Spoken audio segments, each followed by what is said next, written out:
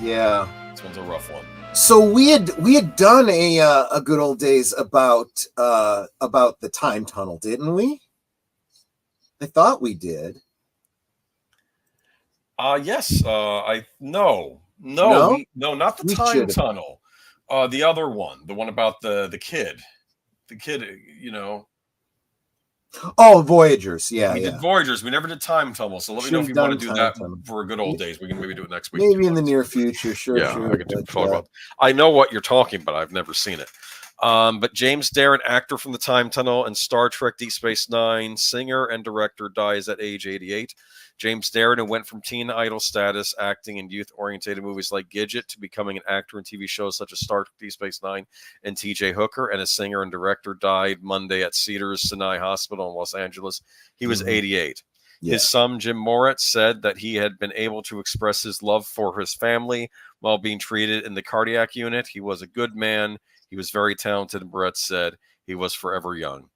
Moritz said he was grateful that his father had been able to embrace his signature role as the surfer Moondoggy in the quote-unquote in the Gidget movie, and that he continued to interact with his fans. Born in Philadelphia, he studied acting with Stella Adler in New York and was signed to Columbia Pictures, where his first role was in Rumble on the Docks. He went on to appear in films such as Operation Madball and Gunman's Walk before being cast in the 1959 movie Gidget, starring Sandra Dee and Cliff Robertson. Darren also sang the title track for the hit movie, which was based on the experiences of a teenage surfer girl in Malibu and later became a popular TV series. The Gidget theme song launched a successful singer career for Darren, who had a gold record with Goodbye Cruel World in 1961 and released at least 14 albums. He continued to appear in feature films, including The Guns of Navarone, The Gene Krupa Story, All the Young Men, and Because They're Young. He reprised his role as Moondoggy in Gidget Goes Hawaiian and again in Gidget Goes to Rome.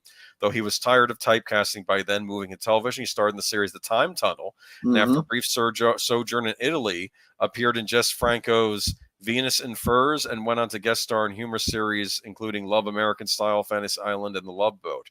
Darren was a regular on T.J. Hooker from 1983 to 86 and also moved into TV directing, working on series including Beverly Hills 90210, Melrose Place. He also found a new generation of fans in 1998 as Vic Fontaine, the holographic lounge singer on Star Trek Deep Space Nine. Yeah. He is survived by his wife. So here's real quick. I want to shout out this bit about Vic Fontaine. I love this. This is one of those great ways that Trek kind of blurs the line between reality and fiction, because the backstory is that Vic Fontaine is not a fictional character. He's actually playing a historic character, but in our world, a fictional historic character, because he talks about his time at the Sands Hotel performing with he feels like a member of the Rat Pack, right? Exactly. So he's a fictional member of the Rat Pack in the Star Trek universe, and I love that. In fact, he had a great story where his character was like front and center in the A plot because it had to do with Nog. No, I was going to say it had to do with because he's a holographic character, and holograms were an emerging AI in Star Trek, and so they were starting to,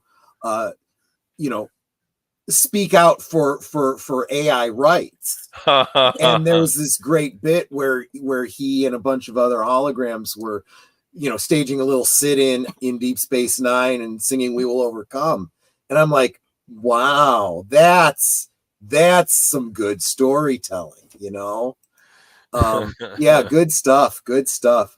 But and he put out an album kind of adjacent to his time on Deep Space Nine, but he has this great I don't know if it's a duet, if you'd really call it a duet, but like a Cloder type of voice. But he and Avery Brooks did The Best Is Yet to Come. Oh, it was good. The two of them, because they're both great singers. I'm sure Avery Brooks must have had in the background of musical theater at some point. Oh yeah, I know he did a lot of theater before Star Trek. A lot of the Star Trek actors, they were big theater pros. I noticed. But I have to say,